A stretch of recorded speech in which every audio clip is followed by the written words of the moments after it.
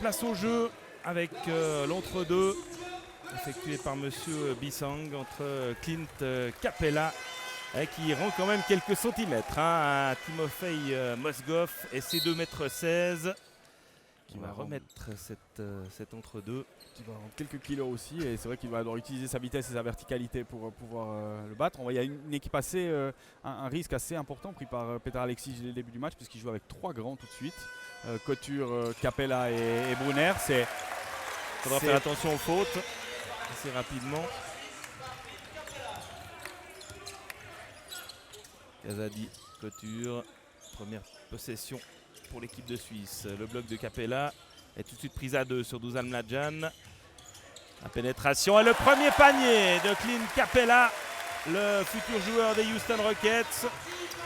Ouais, c'est dans cette situation-là, on l'a vu prendre de vitesse Mozgov, vraiment sur 2 dribbles, il a attaqué loin du panier. Et puis c'est vrai que là, il a un avantage avec son explosivité, sa taille. Et attention, shooter extérieur, on les a vus s'échauffer. Ils sont arrivés près de 2 heures avant le début du match, les Russes, et ont fait un sacré échauffement. Et une belle adresse également avec une première tentative ici d'Antonov qui marque le premier panier à 3 points. Et beaucoup de patience du côté russe qui ont tiré au buzzer. Et Mladjan qui a un Cerbère sur le dos, en l'occurrence Vialtsev. Greg Brunner dans la raquette en pénétration. Ouais, c'est joli ce qu'il a fait, le joueur de Reggio Emilia, le championnat d'Italie. Il a utilisé un changement défensif pour pouvoir avoir un mismatch, donc un avantage de taille favorable. Et puis la volonté aussi de l'équipe suisse qui est plutôt bien pour commencer le match et jouer à l'intérieur. Bonne défense sur Ponkrachov, on joue avec Mozgov, il ressort en tête de raquette. Et le rebond pour Brunner. On le disait, est arrivé tardivement dans cette équipe. Il n'a pas participé au stage de préparation. Il n'est venu qu'ici depuis quelques jours. Capella. C'est difficile au niveau des kilos de repousser l'adversaire. Par contre, au niveau de l'explosivité, il tient la comparaison. Capella qui a beaucoup progressé au niveau individuel offensivement. C'était plutôt un finisseur avant et maintenant il est capable de créer un peu mieux son propre shoot et avec quelques kilos en plus et de l'expérience, ça va vraiment devenir un joueur très très intéressant. Pour la première fois, la Russie passe en tête sur ce panier primé de Egor Vialtsev. Les 3 premiers tirs de la Russie ont été pris à 3 points. Je crois que le message est assez clair. De nouveau un avantage de taille pour Brunner sur Vialtsev. Kazadi à 3 points également. Beaucoup de réussite des deux côtés. Et la Suisse avait besoin de ça pour bien démarrer cette rencontre. Un bon travail offensif aussi, une bonne passe de Couture qui a cherché la passe supplémentaire pour trouver Kazadi seul. Et puis la Suisse qui a marqué ses 3 premiers tirs aussi et ça c'est toujours intéressant pour la confiance. Et on a bien bloqué Mozgov là. Brunner a fait un bon travail empêchant le géant russe d'aller à l'intérieur. On ressort. Brunner à 3 points. Ouais, c'est du 100% de réussite pour l'instant pour l'équipe de Suisse qui prend 4 points d'avance. C'est le départ espéré. Il y a 100% de réussite des deux côtés. Si Sefolosha terminera sa carrière avec l'équipe de Suisse, quelques interrogations encore, mais enfin l'avenir s'annonce assez rose quand même pour cette jeune équipe. Défense de zone de l'équipe nationale. Mozgov a retrouvé Ponkrachov. Et le rebond. Le ballon qui est tombé dans les mains de Capella avec Couture. Le contre, superbe de Vialtsev. L'équipe de Russes plus grande que l'équipe de Suisse, mais capable également de courir très très vite. Certes, ce n'est pas son style de basket, mais... Ils ont une taille moyenne qui est très très impressionnante, donc beaucoup de poids, beaucoup de lourdeur. Donc après c'est à la Suisse aussi de les bouger, de faire circuler la balle en attaque et de courir sur les rares occasions qu'il y aura, parce qu'évidemment à ce niveau-là, il y a très peu de contre-attaques qui sont permises par les équipes. Alors, cette équipe russe a d'énormes fondamentaux, qu'il y a une vraie notion du collectif, à l'inverse de ce qui se pratique outre-Atlantique. Mozgov pour l'instant qui n'a toujours pas touché la balle, ou peut-être une fois il a dû la ressortir. Une bonne défense de Capella en ce début de match. On a vu du haut de ses 2,16 m, ancien joueur des New York Knicks, qui a marqué 10 points de moyenne lors des derniers Jeux Olympiques avec cette très belle médaille de bronze, même si la Russie attend toujours plus de son équipe. D'ailleurs, L'équipe a écrit une lettre ouverte à ses fans récemment, il y a quelques jours, parce qu'il y a énormément de critiques sur le rendement de cette équipe. Et on a envie de retrouver une certaine unité avec le pays derrière son équipe. Les Russes qui avaient été très très critiqués pour leur dernier Eurobasket l'année passée en Slovénie, où ils avaient été catastrophiques. Je crois qu'ils ont fini 21e, me semble-t-il, du classement final. Très très loin de leur standard. Et il s'est bien battu. Très bien battu. Arnaud Couture sous le panier.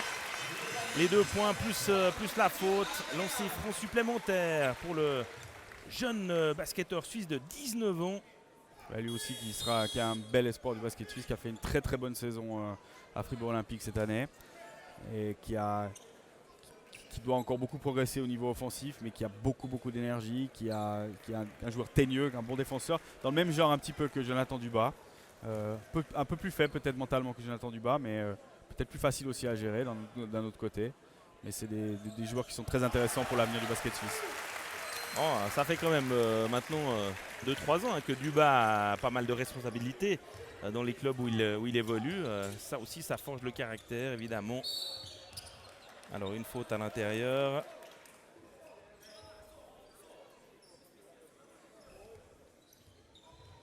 La faute numéro 6, Suisse, Dusan Nadjan, première faute. Sauf erreur, il n'a, je crois, pas pris de shoot non plus. Dusan Nadjan, il est marqué de très très près. Même en Russie, on connaît la valeur du shooter suisse. Likodei, lui aussi, à 3 points.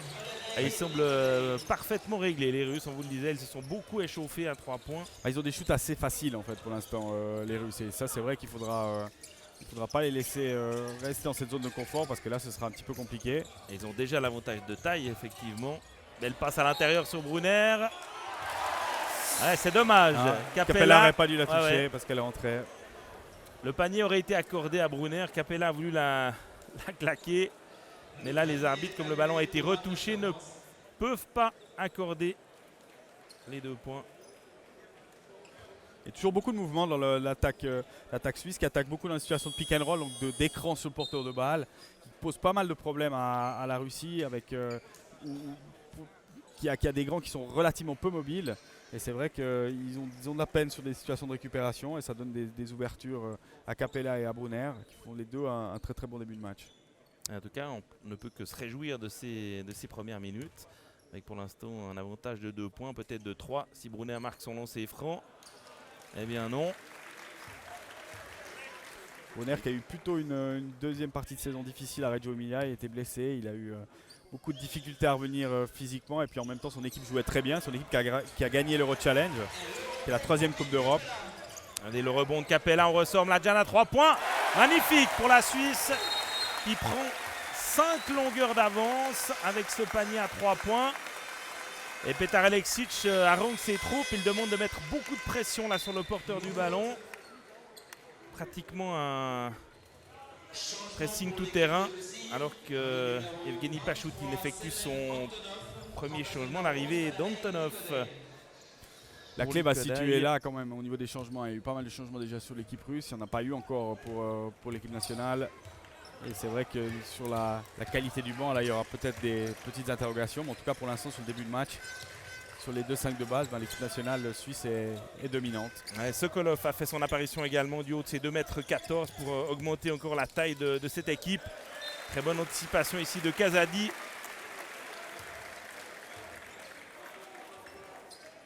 Vialsev qui essaye de faire oublier un peu Shved, qui avait été le patron de cette équipe ces dernières années. Shved qui est un des meilleurs joueurs russes actuellement, si c'est après Kirilenko probablement. Ouais, dans toutes les positions, on tente sa chance avec ici Nikita Kourbanov qui marque, je crois, son premier panier. Ouais, Arnaud Couture qui a pas mal de difficultés en défense, parce qu'il doit défendre sur des postes extérieurs. Kourbanov est un poste 3 qui fait quasiment sa taille, mais c'est quand même un poste 3. Il a beaucoup de difficultés, ils ont des problèmes à trouver le bon équilibre entre une défense très agressive à l'extérieur qui empêche les shooters, et puis une défense qui contrôle aussi la raquette. On savait que ça allait de toute façon être une clé par rapport à la différence de taille que les intérieurs suisses pouvaient avoir, au niveau négatif bien sûr. Et c'est vrai que là on voit que Couture et le pari d'Aleksic autant amène des choses en attaque, autant pose quelques problèmes en défense. La pénétration de Dusan Mladjan. Le petit flotteur là au-dessus de la défense, mais ça ne rentre pas. Vialtsev en contre-attaque. Vialtsev, la deuxième faute. Deuxième faute, alors oui. En première faute. Mladjan qui a beaucoup progressé aussi dans son jeu, qui a épuré les quelques shoots forcés qu'il prenait par le passé. Ça semblait bien, on a annoncé la faute à Dusan Mladjan, mais c'est bien Greg Brunner, alors que Marko Mladjan, le jeune frère de Dusan, fait son apparition. Mais aussi, il a fait une très bonne saison en championnat suisse à Fribourg Olympique. Qui a déjà bien commencé sa saison avec un très bel été l'année passée en équipe nationale. Et le ballon récupéré par la Suisse.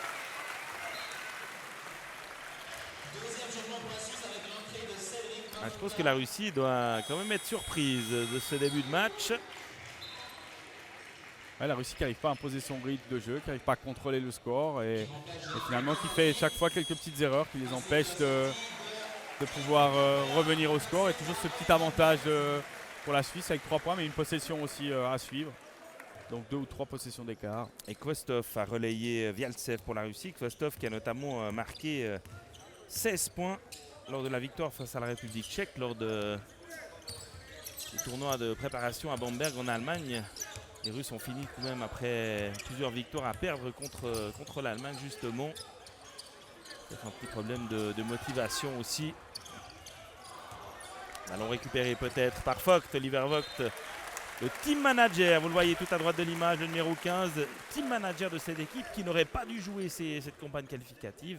Mais avec tous les absents qu'il y a, eh bien, il s'est mis à la disposition de Petar Aleksic et son expérience sera évidemment intéressante. Oliver Vogt, son de la raquette qui est défendu. Mladjan, Capella est sorti tout à l'heure. Faute offensive sifflée à Greg Brunner. L'arbitrage est assez sévère sur ce genre de choses, mais c'est des consignes qui sont données par la Fédération internationale et il a jugé que le défenseur ne pouvait pas réagir sur l'action offensive de Brunner. Brunner d'ailleurs qui ne discute même pas la décision. Alors le retour de Capella prochainement. Oui, puisque Brunner a 2 fautes. Cédric Mafuta également qui a relayé Jonathan Kazadi opposé à Kvostov. Antonov, ouais, décidément. Avec ses joueurs, c'est poste 4, hein, Antonov qui shoot à 3 points. Son deuxième panier à 3 points, cette erreur pour Antonov. Ouais, 16 partout, un peu plus de 3 minutes de la fin de ce premier carton. Un gros bloc là. Ballon ressorti sur Mladjan. Et pas de réussite, le rebond peut-être, oui, avec Vogt. Dusan Mladjan après son frère, c'est dedans. Dusan Mladjan qui, malgré son relatif jeune âge, a déjà un fantastique palmarès et il n'a pas laissé passer l'occasion de pouvoir s'expatrier. On l'avait dit à hauteur d'une belle saison. Une saison où il a dû apprendre aussi à sortir du banc, à être efficace en sortant du banc, ce qui était relativement nouveau pour lui.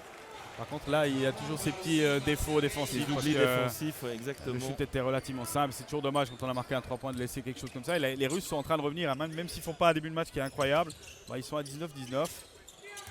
Mladjan encore. Oh là là, quelle réussite à 3 points Dusan Mladjan. Pratiquement en déséquilibre total.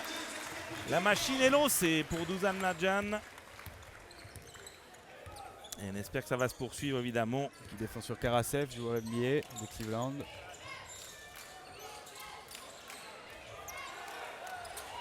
Et Mafuta a récupéré. De l'autre côté, Dusan Mladjan. Superbe passe pour son frère. Ouais, le contre Mammouth. Le contre Mammouth et peut-être le panier facile ici d'Antonov. Il attend un peu de soutien. Le contre de Dmitri Sokolov du haut de ses 2,14 m. On le retrouve à l'intérieur. Et Mladjan commet la faute.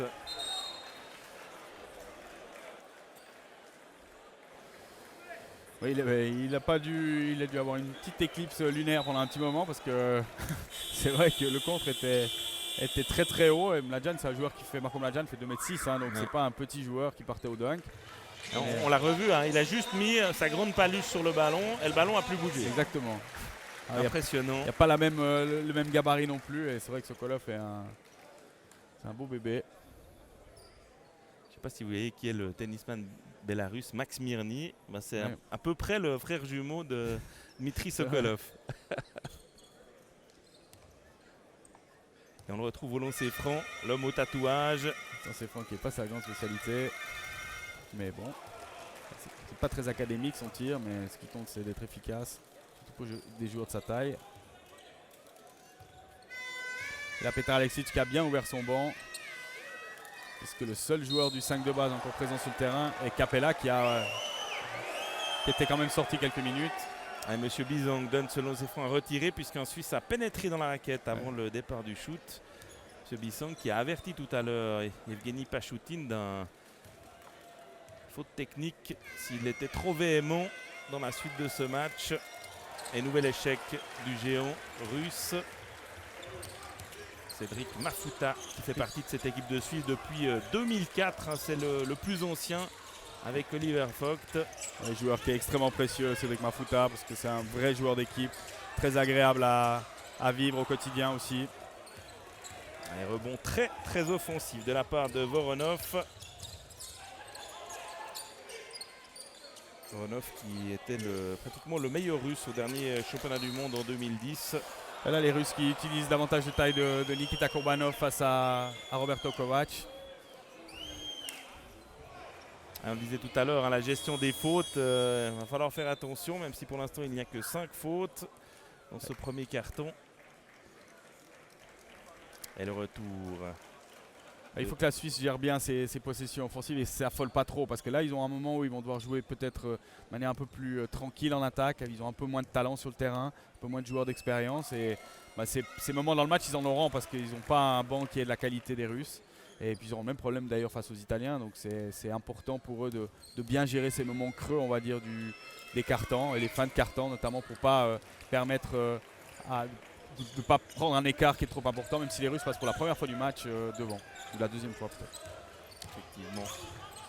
Il va falloir rester au contact et garder cette adresse. Une passe à l'intérieur, bien anticipée. Ouais, c'est à l'image de ce qu'il ne fallait pas faire, parce qu'ils ont fait 3 attaques de suite sans marquer les Suisses, et on ne peut pas faire une troisième attaque. Enfin, quand on a fait 2 mauvaises attaques, on ne peut pas faire une troisième comme ça.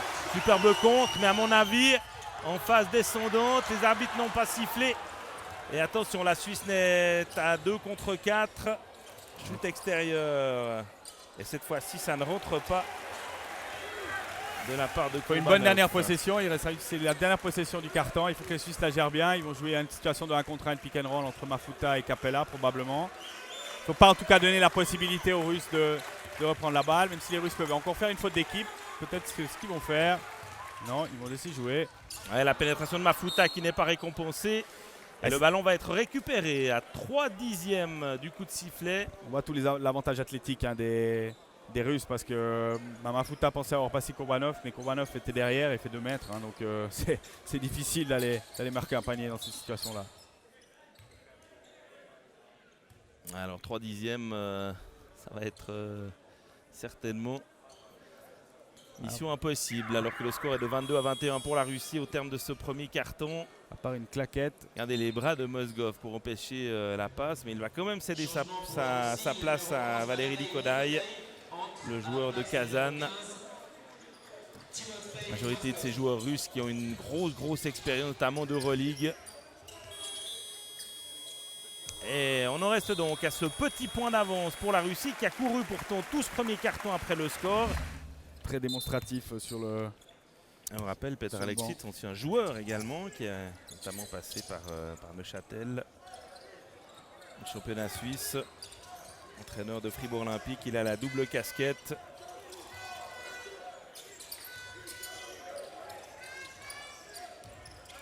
Un joueur intelligent, Evgeny Voronov, qui a une très bonne lecture de jeu. Il a trouvé tête de raquette Anton Ponkrachov, qui obtient la faute. Il utilise aussi la relative faiblesse des extérieurs suisses au niveau défensif, et ça c'est malheureusement aujourd'hui la problématique. C'est qu'à part Cédric Mafuta probablement, des joueurs comme Ladjan, mais comme Kovac aussi, comme Kazadis ont des difficultés contre ces joueurs-là. Ils en ont encore plus probablement contre les Italiens d'ailleurs, qui sont beaucoup plus agressifs et beaucoup plus vifs que les Russes. Mais c'est vrai que ça c'est une chose qu'il faudra améliorer dans le futur si on veut que l'équipe nationale continuer à progresser dans la hiérarchie européenne parce qu'on ne peut pas jouer avec autant de faiblesses en 1 contre 1, hein, notamment à l'extérieur. On l'a vu que Kazadi s'est fait passer relativement facilement par Pankrashov. Ouais, parce qu'offensivement, c'est clair qu'on peut s'entraîner tout seul, on peut améliorer sa qualité de shoot, mais défensivement, ça passe aussi souvent par l'entraîneur que l'on a en club et qui vous fait travailler, qui fait travailler toute l'équipe, le collectif, le bloc défensif, les différentes tactiques. Et de ce point de vue-là, on manque évidemment un petit peu d'expérience face à une telle machine.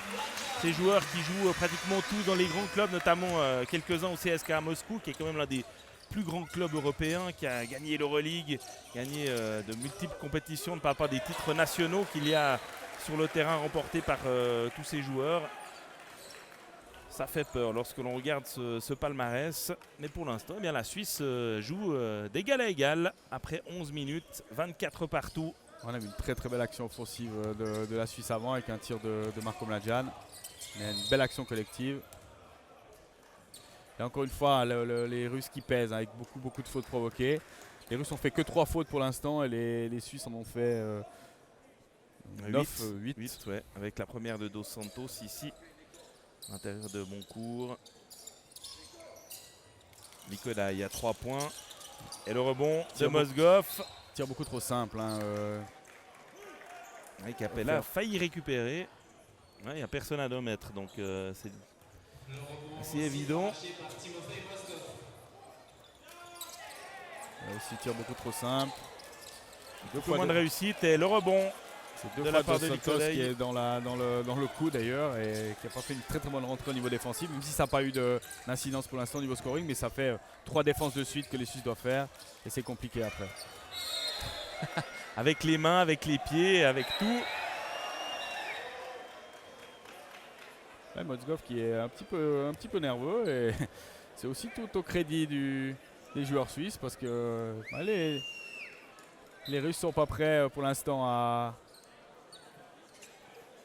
jouer ça. Faute anti-sportive sifflée à Marko Mladjan, ça fait erreur.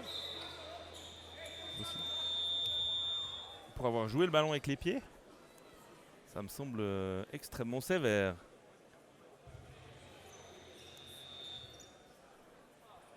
Alors, on va essayer d'avoir quelques explications. Dos Santos, ouais, pour avoir poussé Mozgov dans le dos, effectivement.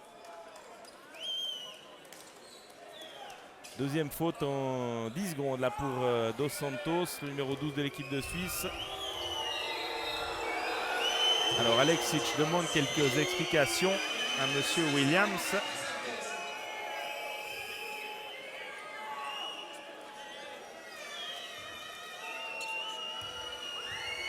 Ça continue à s'expliquer là entre Dos Santos et Joseph Bissang, l'arbitre français. Premier point de Timofey Mozgov après 12 minutes de jeu. C'est dire si autant il y a peut-être quelques faiblesses au niveau des postes extérieurs sur l'équipe nationale, autant les intérieurs, que ce soit Brunner, Fock ou Capella, ont très bien défendu sur Mozgov pour l'instant.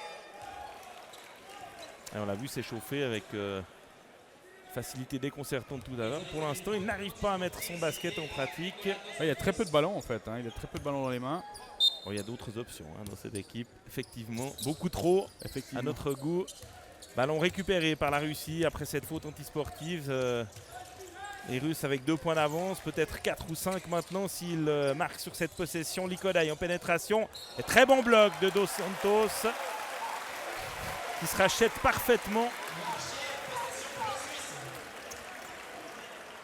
La difficulté par rapport à Mozgov, c'est que ces 2m16, il les fait maintenant, mais il les fera aussi à la 36e. Et on aura un petit peu moins d'énergie dans les jambes.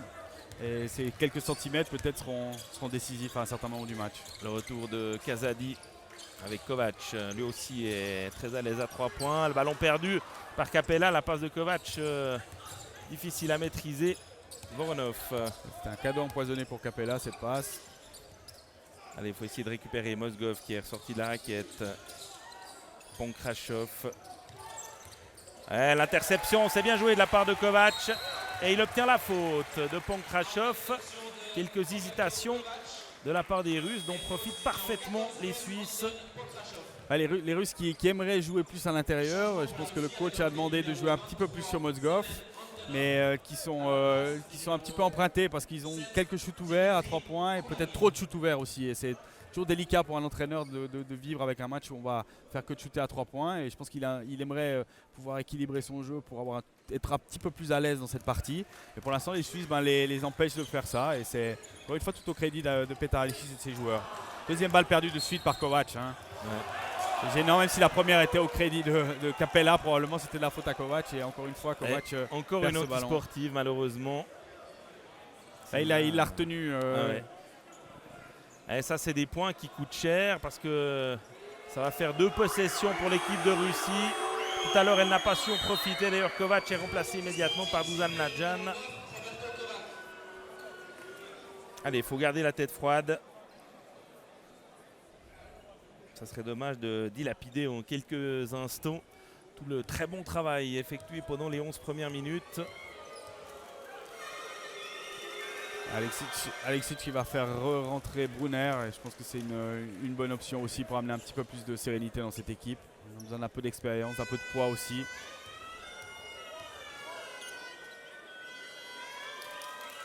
Et 2 sur 2 au lancer franc pour le meneur de cette équipe russe, Dmitry Kvostov, 24 ans, joueur de Novgorod, qui était déjà là au championnat du monde 2010, présent également l'an passé lors de la Bérésina, en 2013 au championnat d'Europe et aux Jeux Olympiques évidemment. Alors que Capella rejoint une nouvelle fois le banc, ça forcément, hein, 2 fois sur le banc en 12 minutes, c'est que les adducteurs ne sont pas à 100% et qu'on veut le ménager. Oui, je pense qu'il le ménage probablement, il va laisser encore une minute probablement Dos Santos et puis après faire rentrer Capella pour Dos Santos afin que Capella n'ait pas trop de temps de jeu à la suite pour essayer de ne pas trop enflammer ses adducteurs. 4 points d'avance pour la Russie avec en plus la possession. On voit les Russes qui hésitent, qui ont quelques tirs ouverts qui hésitent parce qu'ils veulent donner cette balle à Mozgov. Ils veulent aussi utiliser l'avantage qu'ils pensent avoir contre Dos Santos, qu'ils ont certainement dans une situation de 1 contre 1, mais ils oublient un petit peu leur basket et il manque un petit peu de rythme sur ces dernières attaques. Allez, 1 ou 2 possessions à venir importantes là pour l'équipe de Suisse qui doit recoller immédiatement. Elle a perdu 2 ballons. On aura beaucoup de problèmes à la distribution quand Kazadi n'est pas sur le terrain, mais on sait aussi que cette équipe n'a pas vraiment de deuxième meneur. Pourtant, même que Kazadi soit considéré comme un vrai meneur, mais n'a pas de deuxième meneur titulaire. Kovac s'y est mis un petit peu avant. Mafuta aussi, on voit Dusan Mladjan qui va perdre beaucoup d'énergie aussi pour ça, ce qui n'est pas forcément la meilleure des choses par rapport à son rendement offensif. Néanmoins, Petar Aleksic n'a pas vraiment d'autres solutions. Ouais, Brian Savoie est là pour essayer de suppléer Mladjan également. Regardez la prise à 2 sur Mladjan qui est obligé de tenter un shoot à la désespérée puisqu'au-delà des 24 secondes. Et on voit Mladjan, au-delà d'avoir perdu cette balle-là sur ce dernier shoot, il a perdu beaucoup d'énergie sur ces 20 secondes d'attaque parce qu'il a subi la pression avec la balle, il a dû utiliser des écrans, puis des situations de passe main à main, de hand-off comme on dit. Et c'est difficile de jouer comme ça longtemps, sur le long terme. Sur 1 ou 2 actions, ça peut payer, mais sur le match, ce ne sera pas suffisant. Ouais, une bonne défense là, le ballon récupéré par Savoie avec Marko Mladjan, obligé d'attendre du soutien. Et faute de Karasev pour stopper la contre-attaque. Il y a un titre. Il faudra voir s'il va avoir le même sort, mais on ne pense pas que l'équipe espagnole de foot.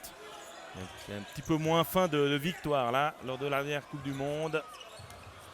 Shoot raté de la part de Dos Santos. Est-ce que c'est vraiment à lui de prendre ce shoot extérieur? Regardez la pénétration de Pankratov qui libère Mozgov. Ouais, Dos Santos qui coûte assez cher à l'équipe nationale là malheureusement. Ouais. C'est un joueur que j'aime beaucoup Nicolas, mais il a fait une faute antisportive avant. Il a donné 1 ou 2 tirs qui n'ont pas prêté à conséquence et là il fait un mauvais choix, une faute qui est inutile finalement sur le lay-up de Mozgov parce que de toute façon il n'allait pas l'empêcher de marquer le panier. Ou soit alors il fallait faire une vraie faute qui l'empêchait de marquer le panier. 3e faute pour Dos Santos, remplacé par Capella. On a dit Nicolas Dos Santos qui la souffre face à cette équipe de Russie. Qui prend petit à petit tout tranquillement un petit peu d'avance. Ils ont la possibilité de monter avec 7 points d'avance. C'est la Suisse qui a de la peine à scorer, qui a marqué que 3 points sur ces 3 premières minutes de deuxième quart-temps. Oui, il y avait 24-21, on vous le rappelle. Il y a un shoot à 3 points d'ailleurs de Marko Mladjan. 24-30 maintenant, peut-être 24-32 si Mozgov marque ses 2 lancers francs. Je pense aussi que la deuxième faute de Kazadi est compliquée à gérer pour Petar Aleksic parce qu'il a un gros problème de meneur. Là, il va essayer de jouer avec Brian Savoie, mais Brian Savoie aussi aura de la peine face à la pression défensive. Il essaie de s'en sortir en donnant rapidement la balle d'ailleurs à un des intérieurs. Alors le panier avait été accordé à Mozgov. Il a marqué le 2+1. Brunner qui va utiliser son avantage de taille sur Pankrashov, mais qui va être doublé par Mozgov. Et la passe, elle n'est pas facile quand vous avez Mozgov qui vient doubler. Et Couture à 3 points. Une position ouverte. Il fallait prendre sa chance. Il en est récompensé, Arnaud Couture. C'est une passe magnifique d'ailleurs de Greg Brunner aussi. Greg Brunner qui n'a pas été de toutes les campagnes avec l'équipe de Suisse, hein, mais qui, quand il est là, est un élément incontournable de cette équipe nationale. Ouais, qui n'a pas été quand il était blessé, peut-être sauf l'année passée, où c'était peut-être pour des raisons personnelles. Mais c'est essentiellement à cause des blessures qu'il a raté quelques matchs. Mais par contre, c'est un joueur qui, depuis qu'il a eu son passeport national, est très, très présent, très précieux. C'est quelqu'un de très important dans un groupe parce que c'est quelqu'un qui a toujours le sourire, qui a beaucoup d'énergie positive. Et franchement, quand on vit 6 semaines ou 8 semaines ensemble, c'est important d'avoir des gens comme ça. Greg Brunner qui est né aux États-Unis, qui est notamment dans l'Iowa, et qui a quand même passé par quelques clubs palmarès intéressants dans le championnat d'Italie, avec notamment Cantu, Treviso, des grands noms, anciens grands noms peut-être, mais des grands noms quand même du basket européen. Ouais, il a passé par Cantu qui a fait la finale italienne à ce moment-là, donc qui était une équipe très compétitive. Et puis Treviso qui était un tout petit peu moins, mais qui était coaché par Jasmin Repeša, coach de la Croatie maintenant, et qui était une équipe très compétitive aussi à ce moment-là.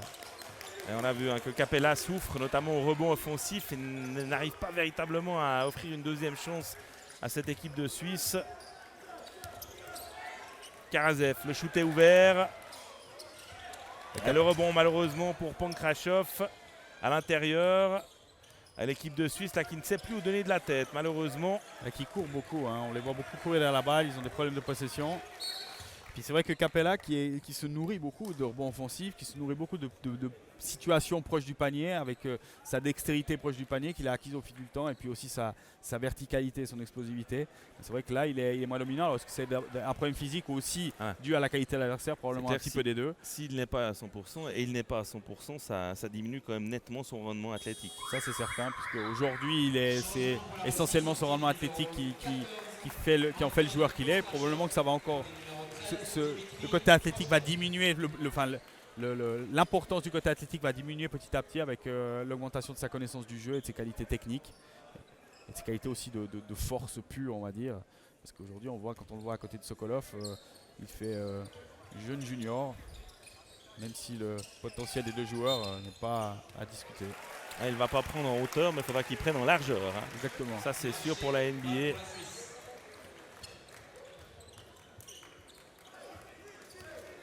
Il aurait pu apprendre au contact de Chris Bosh. Malheureusement, vous le savez, mais il ne viendra pas du côté de Houston. Il a rempilé à Miami, où il sera un joueur dominant après le départ de LeBron James. Il va se frotter 2-3 fois l'entraînement à Dwight Howard, ce qui est pas mal non plus quand même. Jouer avec Superman, c'est tout à fait correct. C'est pas mal de jouer avec Superman. Et il a Hakeem Olajuwon qui est dans le staff de Houston. Qui a d'ailleurs fait un gros travail au niveau des fondamentaux avec Dwight Howard. De quoi progresser parfaitement. Un superbe passe, on ressort.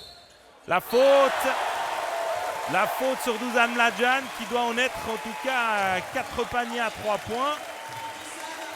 Je suis très impressionné par la qualité de passe d'Arnaud Couture, parce que c'est la 3e ou 4e fois dans ce match qu'il fait la passe supplémentaire pour chercher le joueur libre. Et à 19 ans, cette maturité dans ces moments-là contre une équipe de cette qualité-là, c'est tout à fait remarquable. Et la Suisse qui revient à 1 point, qui a la possibilité même d'égaliser, qui a mal commencé ce deuxième quart-temps, mais avec un rééquilibrage, on va dire, de l'équipe, notamment l'entrée de Brunner qui a stabilisé un tout petit peu le jeu. Ça a permis à la Suisse de recoller, à retrouver un tout petit peu de sérénité en attaque. Vous parlez de Couture, vous êtes bien placé pour le savoir. Hein. Coach de club, ancien sélectionneur, le QI basket, ça ne s'apprend pas malheureusement. Ça se travaille un petit peu. Et il y en a qui l'ont à l'origine. Il y en a qui l'ont à l'origine, puis il y en a qui ne l'auront jamais malgré tout le travail. Et puis après, il y a un certain nombre de choses qu'on peut acquérir au cours du temps, et qui vient avec l'expérience évidemment. Regardez le rebond de l'une des deux tours de cette équipe de Russie. 1m14 de Dmitry Sokolov. Rien à faire pour l'équipe de Suisse. Le ballon circule bien. Marché au départ. Ah oui. Non, il est d'or même, effectivement, sous les yeux de M. Bissang. Et la Russie qui peine de nouveau depuis quelques minutes. Des joueurs un petit peu nerveux. Ah, il y a eu 6 points de déficit pour la Suisse qui est revenue à 4 minutes de la fin de cette première mi-temps à 31 partout. Elle fait encore mieux que ce que l'on espérait dans cette première période. Ryan Savoie. Savoie qui pénètre et il obtient la faute même. En tout cas, les arbitres sifflent de la même manière des deux côtés. On ne laisse pas vraiment jouer les contacts. Oui, la faute est indiscutable. C'est aider de l'avant-bras et c'est interdit. Enfin, quand il y a la Suisse contre la Russie, on a vu dans certains sports ce genre de niveau de l'impact médiatique. On ne siffle pas forcément toujours la même chose des deux côtés. C'est juste, on verra dans les moments clés. Finalement, c'est pas maintenant que les coups de sifflet sont les plus importants, mais c'est vrai que pour l'instant, l'arbitrage en tout cas est de grande qualité. Alors, on a des arbitres qui sont expérimentés, messieurs Bissang et Manninger qui arbitrent régulièrement en Euroleague. Le ballon commence à bien circuler du côté russe.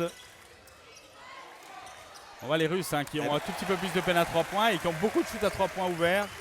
Et c'est ce qu'on a dit avant, c'est que je pense que Yevgeny Pachoutine, le coach russe, aimerait bien trouver un petit peu de jeu intérieur, mais pour l'instant il ne peut pas le trouver parce que tactiquement les Suisses jouent très très bien le coup proche du panier. La belle passe de Brunner, on ressort. Mladjan qui tente sa chance encore une fois, c'est dedans. Dusan Mladjan qui met pour l'instant les Russes en difficulté pratiquement à lui tout seul, même si à côté il a des joueurs qui le mettent dans de très bonnes situations. 3 fois champion de Suisse notamment, le ballon a été touché. Est-ce qu'il l'a été par Sokolov aussi? Eh bien non, d'après monsieur Madinger. De plus en plus la capacité de gérer ce genre de problématiques. Et Mozgov qui s'est retrouvé à terre. Capella défend sur l'intérieur russe, Pankrashov. Et le ballon récupéré par Savoie. Et là, au dernier moment, la faute. Il fait passer son message, évidemment, Semen Antonov, mais la Suisse aura de lancer franc. C'est là que certains qui ne regardent pas souvent le basket peuvent se demander pourquoi sur ce genre de faute ultra impressionnante on n'a pas d'antisportive, alors que sur les deux sifflets à la Suisse c'était moins impressionnant. Parce qu'il a joué le ballon déjà, donc ça fait partie des règles antisportives. Et puis les deux fautes, la faute antisportive notamment qui a été sifflée à Roberto Kovac, c'est que l'arbitre a jugé d'abord qu'il était dernier défenseur, ce qui était le cas, et puis qu'il n'a pas joué le ballon ou qu'il a fait une faute qui était latérale, et ça c'est un critère de faute antisportive. L'idée étant d'accélérer le jeu et d'empêcher au maximum ces fautes tactiques qui sont beaucoup utilisées au niveau européen, qui le sont moins au niveau suisse, parce que c'est moins dans notre culture, pour stopper le jeu et pour stopper les contre-attaques. Et puis quand on voit certaines fautes typées NBA, outre-Atlantique, comparées à ce qu'on a vu là, c'est pas grand-chose. Si vous regardez du championnat grec pour voir des vraies fautes, vous verrez encore des choses qui sont bien pires. C'est vrai que c'était spectaculaire la faute sur Couture, mais elle n'avait rien de dangereuse d'abord. Et l'adresse retrouvée à 3 points, on retrouve Semen Antonov. Il fait un très bon match Antonov.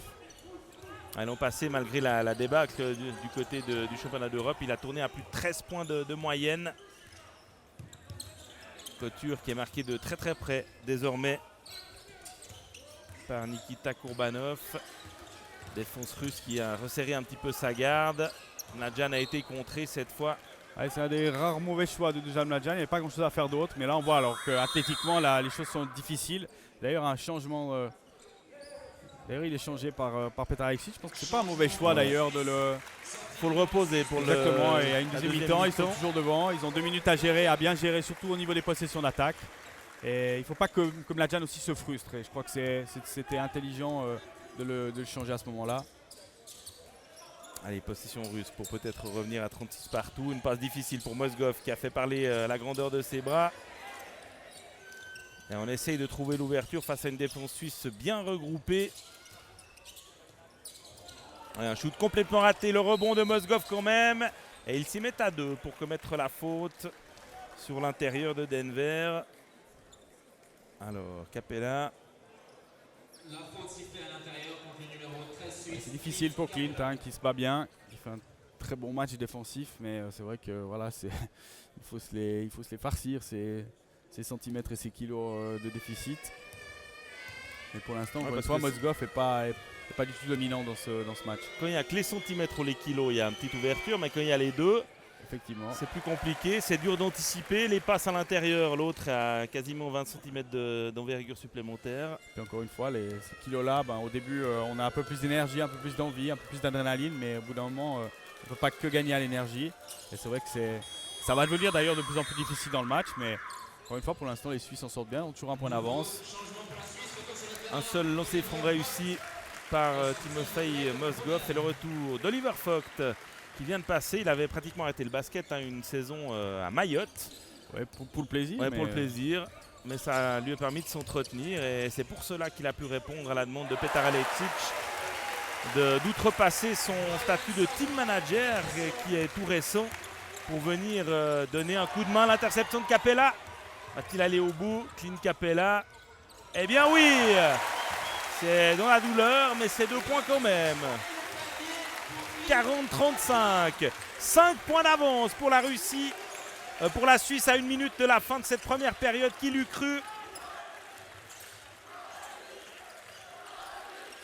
Allez, si on parvient à empêcher les Russes de marquer ici, eh bien ça ne sera pas le cas avec ce dunk de Kourbanov. Notamment demandé par Petar Aleksic pour bien gérer ses possessions d'attaque. Là, il y a une situation de défense où les Suisses sont un tout petit peu trop enflammés parce qu'ils venaient de voler un ballon et ils ont fait un changement. Et Joe Wilfried Songa, l'autre français, qui a notamment sorti, excusez du peu, Djokovic, Murray et Dimitrov hier. Finale explosive, certainement. Mauvaise passe ici de Couture, c'est dommage sur Kwestov. Ballon dans les mains du distributeur. Il n'aurait pas dû avoir la balle aussi longtemps probablement. Il s'est trouvé un petit peu seul. Allez, 30 secondes à jouer. Il reste 10 secondes pour la possession pour prendre un shoot à l'intérieur. Intervention parfaite de Couture. Capella en contre-attaque. Elle va perdre le ballon. Clint Capella voit bien sur Jean situation qu'il n'est pas l'explosivité habituelle. Ouais, exactement, qu'il n'est pas un peu sur ses courses.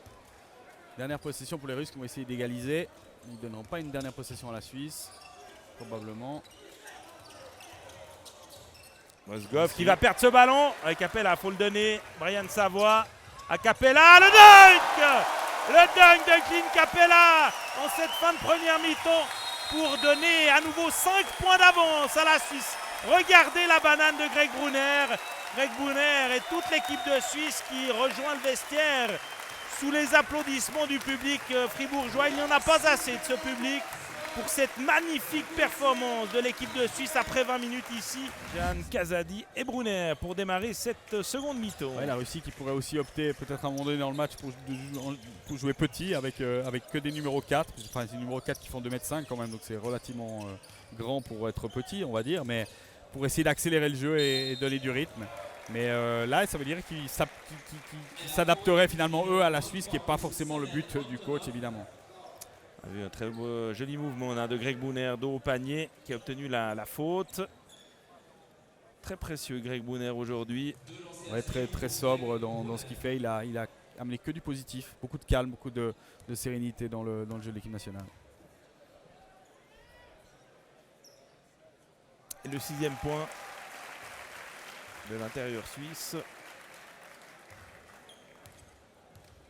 Et puis en cas de victoire de la Suisse, il faudra aussi penser on est encore loin, mais il faudra penser à songer au goal average, puisque faut essayer d'être deuxième, parce qu'il y aura un match retour en Russie dans 2 semaines. C'est clair qu'a priori être dans les 6 des 7 meilleurs deuxièmes, avec la Russie et l'Italie, c'était pas dans les plans de l'équipe de Suisse. Mais enfin, si la surprise qui est en train de se dessiner se confirme, on en est encore très loin, on vous le rassure. Eh bien, il faudra penser à la suite de cette campagne qualificative. Ça pourrait brasser complètement ce groupe G et mettre un petit peu plus cette équipe de Russie dans le doute. En tout cas, la Suisse n'a rien à perdre. Kazadi en pénétration. Pour Capella, la même situation que tout à l'heure avec Brian Savoie en fin de première période. Et ça peut se compliquer pour les Russes quand même. 9 points d'écart et une équipe suisse qui commence très très bien ce 3e quart-temps, donc qui n'est pas du tout... on va dire surprise par la première mi-temps qu'elle a fait, puisqu'elle continue à jouer son basket. Et sans pression, on a l'impression que cette équipe de Suisse ne gamberge pas, qu'elle ne surjoue pas. Faute sifflée contre Clint Capella.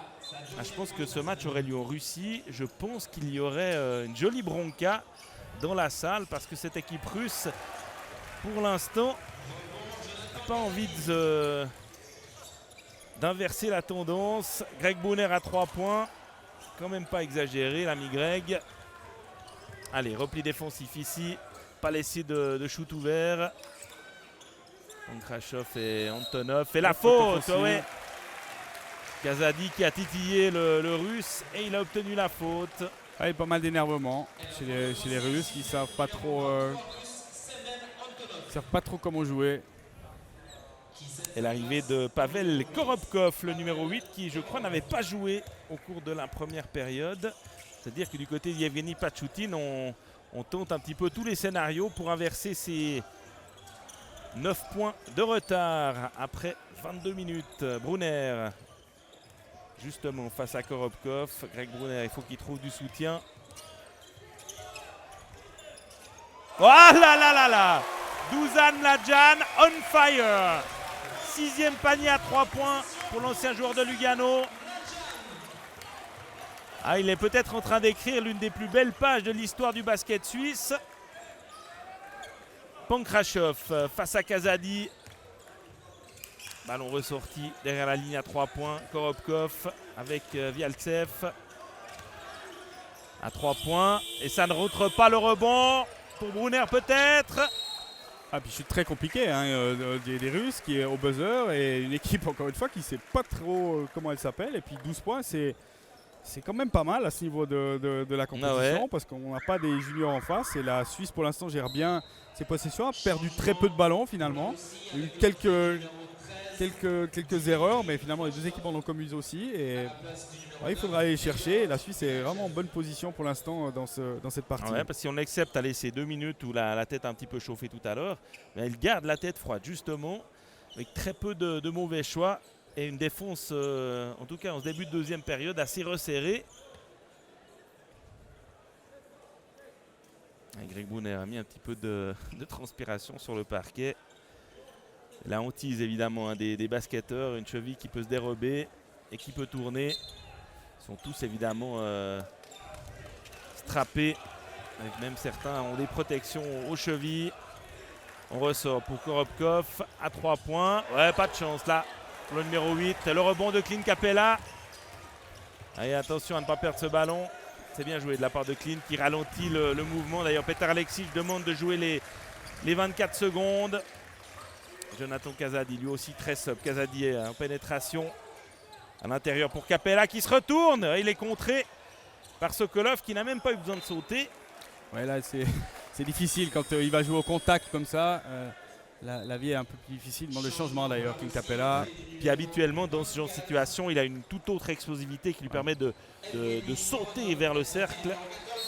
Pas très bon signe qu'il demande le changement déjà aussi vite que ça pour la suite de la compétition, parce que ouais, ça veut dire que ça doit aussi penser à sa carrière, à sa saison. Et puis c'est quand même des blessures qui sont très gênantes et qui peuvent être chroniques. Hein, donc c'est pas.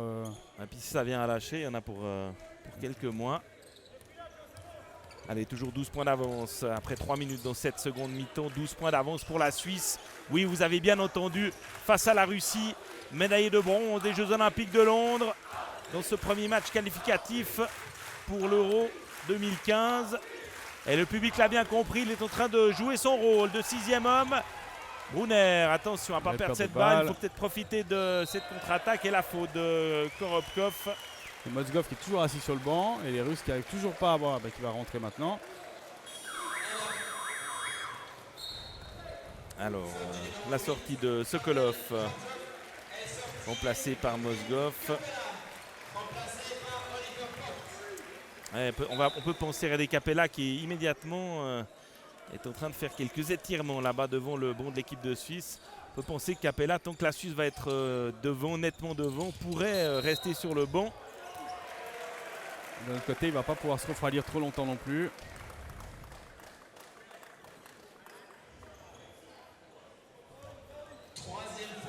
D'ailleurs, on n'a pratiquement pas vu jouer sur son explosivité, même lorsqu'il a récupéré des ballons pour 2 contre-attaques. Il est quand même parti assez lentement vers le panier. On espère que ses adducteurs vont tenir. Kazadi avec Mladjan. Brunner qui est ressorti un peu de la raquette. Il s'en rapproche. Ouais, belle passe de Greg Brunner. Le shoot a été contré. Et faute technique. Il a crié, je pense. Ouais. Ah ouais. Alors bonne situation, très bonne situation pour l'équipe de Petar Aleksic. Puisqu'il y a déjà faute sur le shoot, hein, je crois. Non, il n'y aura pas de faute sur le shoot. Si, il y aura faute sur le shoot. Il me semble que l'arbitre a indiqué Okay, donc il y aura 5 lancers francs. 3 lancers francs plus les 2 pour la faute technique. Ça pourrait être l'un des moments clés de cette rencontre. Là, les Russes qui sont vraiment perdus Au fond du gouffre. Sur ce terrain. Ils n'ont pas marqué d'ailleurs depuis l'arrivée, début de la deuxième mi-temps. 7-0 pour l'instant. Et c'est là qu'il faut avoir des leaders pour prendre les choses en main, pour parler un peu au groupe. Et on n'a pas l'impression qu'il y en ait pour l'instant. Mozgov a été aligné que pendant 12 minutes dans les 2 premiers cartons. Il y a un petit peu de facilité, je pense, de sentiment de supériorité du côté russe. Et puis voilà, pour l'instant c'est 14 points d'écart. Et 14 points d'écart à 16 minutes de la fin d'un match international, c'est beaucoup. C'est 15 points d'écart. Et 15 avec ce 3 sur 3 pour Arnaud Couture. 2 lancers francs pour Mladjan. On peut supposer que ce sera dans les... ça peut aller dans le bon sens. On va croiser les doigts. Et il y aura une possession encore. Hein. Et Sébastien Reduit donne pas souvent des matchs internationaux sur notre antenne. On est quand même en train d'assister à une énorme sensation. Ouais, je ne sais pas si on a eu une comme ça dans l'histoire du basket suisse d'ailleurs. Hein, mais 16 points d'écart. Et c'est vrai que... c'est assez incroyable. 17 points maintenant. 5 sur 5 pour l'équipe de Suisse qui va récupérer la balle en plus. 54-37. On en est pour l'instant à 8-0 dans cette deuxième période. Ah non, à 12-0, pardon. Il y avait 42-37, non pas 46-37. 12-0, le ballon en main suisse. Mladjan qui va être défendu comme le lait sur le feu maintenant. Ah, il faut libérer le ballon. Dusan Mladjan. Brunner. On va accélérer un peu. Superbe passe de Brunner. Et le dunk d'Arnaud Couture. L'équipe de Suisse s'envole. Incroyable. L'équipe de Suisse qui est en train de mettre la Russie à mal. Exceptionnel la passe de Greg Brunner pour Arnaud Couture. Sous le panier. On en vient à rêver au goal average même. Hein, parce que 19 points, ça sent bon la victoire. Même si il y a encore beaucoup à faire. Mais une équipe suisse qui est impressionnante depuis cette rentrée aussi de la mi-temps. Hein, c'est 14-0 pour l'instant hein, depuis le début de la deuxième mi-temps en 4 minutes 10. Non, mais tout bonnement incroyable. Ouais, alors on est en train de se pincer pour rêver. L'équipe de Suisse handicapée par plusieurs absences et qui répond présent. Le ballon perdu par Mozgov, récupéré par Dusan Mladjan. L'équipe de Russie n'y est plus. Et elle pourrait bien perdre ce premier match des qualifications. Allez, c'est maintenant qu'il faut garder la tête froide, continuer à gérer ses possessions, pas donner des ballons gratuits à la Russie, comme celui-là par exemple. Et la faute d'Oliver Vogt au combat. Il faut vraiment forcer les Russes à travailler parce qu'ils sont en plein doute. Ils ne savent pas exactement comment s'y prendre pour même marquer un panier. Mozgov qui ressort d'ailleurs. Il va jouer petit, c'est ce qu'on avait dit en début de deuxième mi-temps. Il va jouer avec plus de poste 4 pour essayer de mettre un peu de rythme, un peu de folie dans ce match. Et c'est probablement la seule chose qu'il lui reste à faire parce que sur jeu placé, ils sont totalement dominés par l'équipe nationale. Et je vous rappelle que la Russie n'a marqué que 15 points depuis la fin du premier carton. C'est-à-dire 15 points en 15 minutes. C'est quand même tout simplement incroyable. Pankrashov, il ressort. On voit l'hésitation du tir. Hein. C'est un tir qui est un tir ouvert et il va se... Alors c'est bon, il la tâche. Il va marquer, mais qu'est-ce que c'est compliqué alors qu'il avait un tir qui était ouvert à 3 points. Et ça, c'est des balles qu'il ne faut pas perdre. Petar Aleksic là qui arrange Brian Savoie. Il faut aller au contact du ballon et ne pas l'attendre.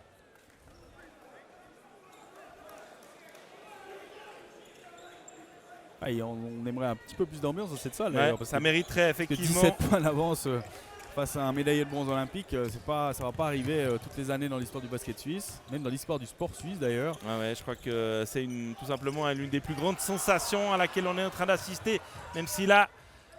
Ça fait 4 points de temps mort tout de suite de Petar Aleksic, il a raison. Couture a perdu ce ballon.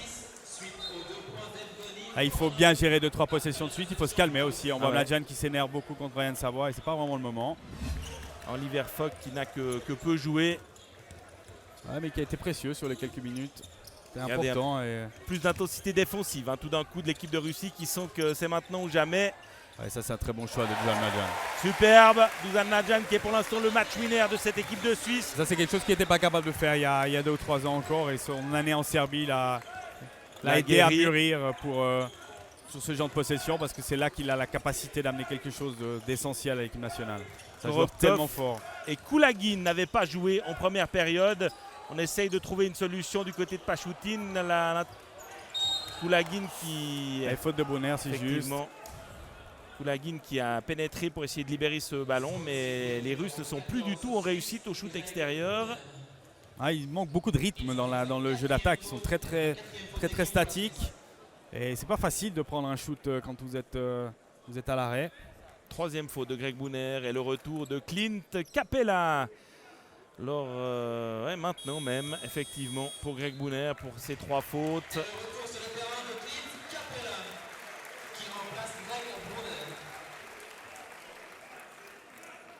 C'est une belle image en tout cas pour cette équipe nationale si elle devait s'imposer aujourd'hui parce que je pense que c'est très motivant pour ces joueurs qui sont là. Et si on a parlé beaucoup des absents, finalement avec l'arrivée de Capella et de Brunner, il ne manque que ces Folochas à cette équipe. Et puis Duba qui est blessé mais qui est remplacé on va dire numériquement par Oliver Vogt. Et c'est une belle chose, une belle motivation pour ces joueurs et le basket suisse en a vraiment besoin. Sébastien, vous êtes comme nous, vous lisez le journal L'équipe, français L'équipe. Hein, on dit souvent, on regarde les unes, quelles unes vont-ils faire en fonction du résultat de telle équipe. On peut penser que si la Suisse vient battre la Russie aujourd'hui, attention parce que les Russes reviennent au score, si elle vient battre la Russie, ça mériterait évidemment les grands titres de la presse demain. En tout cas, ça les fera en Russie, hein, parce que j'aimerais pas être le coach russe et les joueurs russes à leur entrée en Russie à Moscou demain. Parce qu'on vous rappelle que dans 3 jours, ils affrontent l'Italie sur leur sol. Qui sera un match décisif parce que s'ils perdent, ils seront virtuellement éliminés. Allez, Vogt à l'intérieur, tranquille. Il essaye de passer. C'est très intelligent aussi ce qu'il a fait Oliver Vogt. Beaucoup de calme et c'est ça qu'on attend finalement d'un joueur comme lui. Et ça, c'est un joueur. Lui, il est capable. Il y a 2 joueurs qui sont capables d'amener ce calme-là à l'intérieur. C'est Greg Brunner et Oliver Vogt. Et il va y tirer 2 lancers francs et avoir 2 lancers francs, on va dire quasiment gratuits parce qu'il a été très patient et c'est une bonne attaque pour la Suisse. Peut-être pour ses 2 premiers points pour Oliver Vogt. Il n'avait pas pris un seul shoot en première mi-temps, un petit peu moins de 6 minutes de temps de jeu. C'est bien. 2,09 m, ancien joueur de Fribourg, de Boncourt de Genève également. Dernière saison avec le club genevois, il a tourné à 7 points de moyenne, 3,5 rebonds. Et la Suisse qui repasse à 16 points, plus 16 en faveur de l'équipe de Suisse. 3 minutes à jouer en ce 3e quart-temps. Kulagin qui va perdre le ballon sur Marko Mladjan, Brian Savoie. Ouais, c'est dedans. Il a feinté la passe pour Clint Capella. Il a profité du marquage un petit peu. 18 points d'avance, hein, donc c'est même l'écart maximal hein, pour l'équipe nationale. 62-44. L'équipe suisse qui tient bien. La limite du marché, Kulagin. La pénétration et la faute. Bonne faute puisqu'il n'y a pas eu le panier.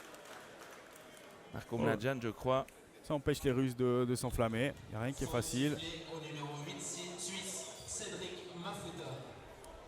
Il s'agit de sa première faute et de la 5e faute d'équipe pour la Suisse. Alors, Cédric Mafuta a donc reçu cette faute, 30 ans. Montaison. Voronov au lancer franc.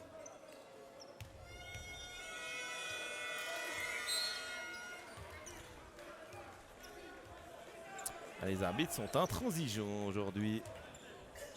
Et à nouveau 3 Russes au pressing sur le porteur du ballon pour mettre la pression et essayer de récupérer la balle. Savoie. Pas beaucoup de solutions, mais il prend le meilleur sur...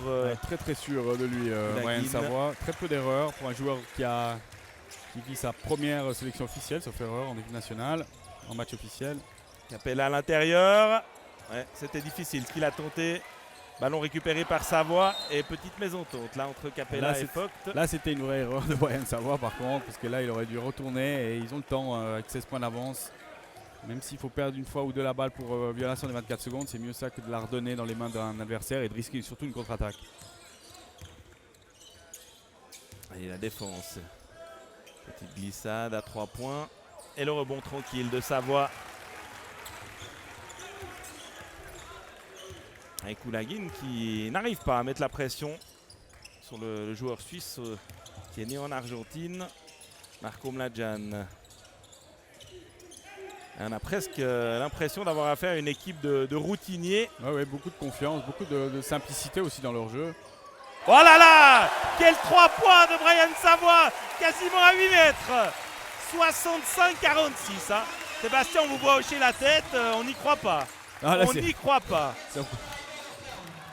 La réussite en plus avec l'équipe la de réussite Suisse. et ça fait partie des matchs, mais la réussite, elle se provoque. Elle se provoque parce que finalement il y a 19 points d'écart, il n'y a pas 2 points d'écart, donc c'est pas de la chance ce qui se passe sur le terrain. Et écoutez le public de Fribourg. Le ballon récupéré par Capella qui va obtenir la faute. Il y aura 2 lancers francs quand même. 1 minute et 9 secondes à jouer dans ce 3e carton. Pas besoin de vous le dire, nettement dominé par la Suisse. Et changement pour la Russie avec l'entrée du 15, Timofey Moskov. Ouais, Capella. Capella a joué, c'est pas à Capella 20 ans de décider s'il doit jouer ou pas, c'est au médecin de l'équipe nationale de le faire. Et En relation avec celui de son club. Exactement, et je pense qu'il faudra le faire de manière intelligente et puis enlever l'émotion et enlever la volonté de se mettre en avant par rapport à ça pour le bien du joueur et le bien de l'avenir de l'équipe nationale. Parce qu'on l'a vu depuis 2 ans maintenant, hein, Capella, il veut jouer avec cette équipe de Suisse. Et c'est très bien, il faut lui permettre de pouvoir le faire, mais je crois qu'il faut avoir une discussion qui est juste avec lui et qui pense à où la plein intérêt de tous les partis, et ça veut dire la sienne, l'équipe nationale et puis les Houston Rockets sont pris en compte. 20 points d'avance pour la Suisse. Il restera peut-être 3 possessions dans ce carton. Et la faute d'Oliver Vogt qui empêche la passe vers Moskov, hein, qui n'a pas beaucoup plus joué qu'en première période et en tout cas pas eu beaucoup de ballons. Ouais, il a joué très peu même, hein. Je pense qu'il a un peu tout essayé, le coach russe. Mais pour l'instant il n'y a rien qui va dans le bon sens pour lui. Ah, le coach russe, hein, si ça se passe mal, je pense qu'il ne verra pas le mois de septembre. Pourtant, bon coach, hein, aussi un très bon joueur, Pachutin, assistant d'Ettore Messina au CSKA Moscou pendant de nombreuses années, entraîneur pendant une année du CSKA Moscou, pour lequel il a fait un Final Four, et puis entraîneur maintenant en Russie, dans une équipe Novgorod qui a fait le top 16 d'Euroleague. Et top 16 d'Euroleague, c'est une équipe du top 16 d'Euroleague et championne de France, hein, pour ceux qui ne connaissent pas forcément le niveau. Et elle est dans les 3 premières d'Espagne et les 3 premières d'Italie, donc c'est pas n'importe quoi. D'ailleurs, il y a plusieurs joueurs de Novgorod dans cette équipe, soit qui vont quitter le club, soit qui y évolueront encore la saison prochaine. Mladjan, il reste 40 secondes à jouer, c'est-à-dire encore peut-être une autre possession pour la Suisse. Vogt qui ne va pas perdre ce ballon. Il a obligé le Russe à retoucher la balle, c'est bien vu de la part de l'intérieur suisse. Allez, 3 secondes pour prendre le shoot. Il faut trouver un partenaire démarqué. Ouais, c'est pas très grave parce qu'ils ont quand même fait travailler les Russes. Je crois que c'est pas une perte de balle et voilà, les choses se passent et ils vont même gagner le ballon. Et Capella a pu le récupérer. Ça ne fait rien. Il empêche la contre-attaque. Il n'arrive pas à courir avec Clint Capella. On va voir le ménager un petit peu. Interception suisse de la part de Mladjan. C'est bien joué. Dernière possession peut-être pour l'équipe de Suisse. Ballon perdu avec un gros choc là de Mladjan. Et cette fois les Russes non, ne vont pas marquer. Toujours pas. La Suisse se bat avec une telle énergie. Et le score après 30 minutes ici à Saint-Léonard. 66-47 pour la Suisse. Incroyable. On voit tout le dépit des Russes sur cette 20. Alors confirmation de la faute technique contre Marko Mladjan. 2 lancers francs pour Vialtsev. Le premier est raté. Ils ont la tête sous l'eau les Russes et ils ne savent pas comment faire pour surnager. Ouais, c'est impressionnant de voir ces joueurs, hein, quand même. On a 2 joueurs NBA sur le terrain. On a Karasev qui a été quasiment inexistant dans ce match. Alors même si c'est un joueur qui a peu joué en NBA, c'est quand même un joueur qui a été drafté en NBA. C'est comme si Messi et Cristiano Ronaldo rataient des pénaltys et des buts grands ouverts. Hein. Alors, ils sont moins forts que Messi et Ronaldo, proportionnellement parlant. Mais quand même, c'est des joueurs de grande qualité. Et puis Moskov qui est inexistant aussi. Alors à sa décharge, il n'a pas beaucoup de ballons, hein, mais il suffisait de le dire pour qu'il marque un panier. Mais voilà, la Suisse qui doit jouer très tranquillement, qui ne doit pas se stresser aussi si elle perd 1 ou 2 ballons. On n'attend pas de la Suisse qu'elle gagne de 20 points contre les Russes, on attend qu'elle gagne ce match maintenant, mais ce sera déjà extraordinaire de le gagner. Brunner, la position qu'il affectionne. Repique au centre face à Mozgov. Il a tenté quelque chose de difficile avec son déficit de taille. Ouais, il aurait dû sauter la balle parce qu'il attaque beaucoup depuis ce qu'on appelle short corner, donc légèrement écarté de la raquette parce qu'il a une petite taille, donc il attaque face au panier pour l'intérieur. Mais quand on est face à un joueur qui est beaucoup plus grand que soi et il a 15 bons centimètres face à Mozgov, c'est compliqué. Et attention, parce qu'Antonov avait fait mal à la Suisse dans le premier quart. S'il retrouve des shoots ouverts et de l'adresse à 3 points, ça pourrait faire mal. Les Russes revenus à moins 13 désormais. Allez, Mladjan. Et rentrée de Kazadi, je pense que c'est aussi un bon choix de la part de Petar Alexis. Il n'a pas grand chose à perdre, il faut qu'il aille. Il doit prendre des risques aussi lui dans ses changements. Mafuta est peut-être très à l'aise défensivement, mais offensivement, pour se débarrasser du marquage, c'est un petit peu plus difficile. Ils ont besoin d'un joueur créatif, ils ont besoin d'un joueur qui amène quelque chose. On voit toujours Capella qui a de la peine à courir. Kurbanov qui utilise intelligemment son avantage de taille à l'intérieur. Alors ça commence à dégénérer, hein. Les Russes sont en train de perdre leur nerf, de plus en plus de contacts. Ah, si on a donné tout à l'heure une anti-sportive, on ne voit pas pourquoi on ne donne pas ici. Regardez, on va revoir. Mladjan qui vient taper, hein, le Russe de la main gauche. Mladjan qui est dans le collimateur de l'arbitre, hein, donc il faut mieux se calmer parce qu'il y a plusieurs fois... L'arbitre a l'averti plusieurs fois sur une faute technique et bon, il a voulu calmer les choses qui est juste. À mon avis, de la part des arbitres, c'était injuste de mettre une faute technique à Dusan Mladjan, mais ce serait bête de mettre les Russes dans le match sur des erreurs comme ça. Allez, le rebond important là de Greg Brunner, c'est bien. Ouais, c'était un shoot pour venir à 10 points, donc c'est vraiment un rebond important. Et il faut une bonne possession offensive pour rester toujours en confiance, pour ne pas se crisper. Et faute de Kurbanov, il est à la limite de l'interception, mais il avait son bras gauche qui poussait un petit peu. L'arbitre était devant. Il était à la limite. Allez, remise en jeu pour l'équipe de Suisse à un peu plus de 8 minutes de la fin de cette partie. Une possession qu'il faut concrétiser si c'est possible. Mladjan qui a tout de suite 2 joueurs sur le dos. Alors il y a de plus en plus de gros contacts. Et là ça pourrait être une anti-sportive. C'est un croche-pied quasiment de la part d'Antonov. Il n'a rien joué, il a joué à un joueur qui courait au panier. Il faut que les Suisses restent calmes parce que c'est les Russes qui doivent être énervés. C'est eux qui sont menés 13 points à 1 minute de la fin. Ouais, ça fait aussi partie forcément de la tactique d'une grande équipe pour essayer d'inverser la tendance. Hein. Évidemment, ils n'ont plus grand chose à perdre, hein, les Russes aussi. Hein. Ils doivent essayer d'être un peu plus agressifs, d'être un peu plus durs. Et Antonov qui s'est mis le public de Saint-Léonard à dos évidemment. Mais il s'est expliqué avec Mladjan. On avait revu, hein, c'est quand même le genou droit qui est venu couper la trajectoire du Suisse. Il a dû en voir d'autres, Antonov. Oui. Brunner avec Kazadi. Ouais, c'est de plus en plus difficile, hein, de se démarquer. La défense russe est à la limite de la balle perdue. Et collé au basque des Suisses. Il faut chercher du jeu intérieur probablement avec Greg Brunner maintenant. Pour essayer de donner un petit peu de souffle. La percée de Kazadi. Il est très très fort, hein, pour faire ça, mais voilà, il lui manque un tout petit peu de jambes, mais il a un équilibre et un contrôle de son corps et de son rythme, Jonathan Kazik, qui est incroyable. Allez, il faut bien défendre. Attention, pas le laisser tout seul là, Kurbanov. Il ne marque pas le rebond. Et le ballon perdu par Mozgov. Kurbanov qui a été gêné par Capella. Capella qui ne peut pas trop sauter, mais qui a fait peur simplement par sa présence.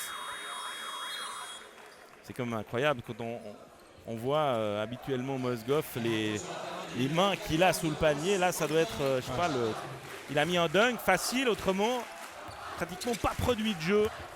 Non, rien du tout. Encore une fois, grâce aux Suisses, hein, c'est pas Mozgov qui est particulièrement faible aujourd'hui. Je trouve que les Suisses sont très bons.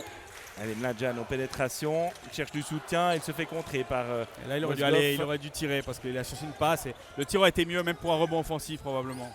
Allez, il faut reprendre possession de sa raquette. Il reste 10 secondes aux Russes pour prendre un shoot. Mozgov qui va chercher Capella. Et oui, Greg Brunner qui vient aider. Le shoot de Kwastov. Ça, c'est pas pour un joueur de la taille de Mozgov, hein, ce genre de sauvetage. Allez, le temps passe, il reste moins de 7 minutes et la Suisse a toujours 17 points d'avance face à la Russie. 13.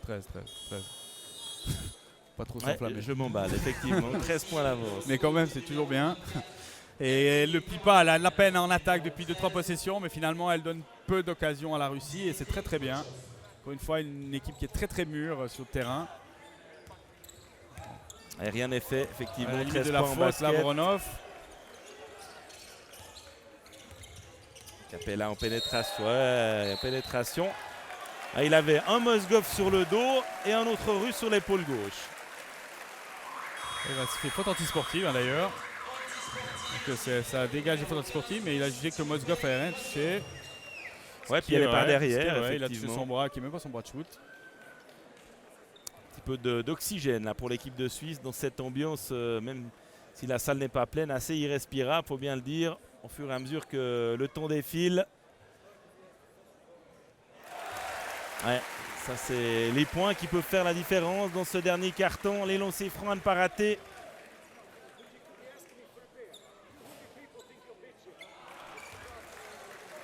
Un sur 2 pour Capella et le ballon à la Suisse. Et la possession pour la Suisse.